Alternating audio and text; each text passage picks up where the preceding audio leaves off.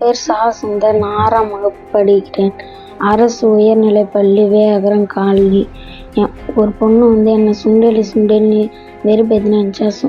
நான் அதுக்கு போய் முதுல சும்மா தட்டேன்னா அதுக்கு போய் அந்த பொண்ணு பிடி வாத்தியார்கிட்ட சொல்லிட்டு, அவர் பேர் செங்கேணி. அவர் கோல் எடுத்துன்னு வந்தாராம். நான் பள்ளத்தில் இருந்தேன், அவர் மோட்டில் இருந்தார்.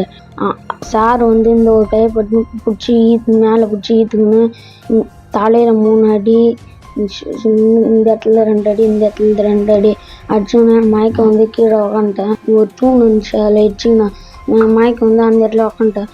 மேலே எழுந்து உக்காரன்னு சொல்லிட்டு மறுபடியும் கை பிடிச்சி தானே நான் ஏந்து உக்காரல. கை நோங்கினார மறுபடியும் நான் பயத்தில் ஏறி உக்காந்துட்டேன்.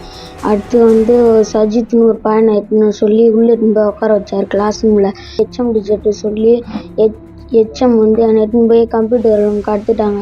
கம்ப்யூட்டர் ரூமை கடத்தி நான் மட்டும் மயக்கத்திலே படுத்துன்னு இருந்தேன்னா. அடுத்து கண்ணு தெரியல தொலைன்னு இருந்தேன்னா.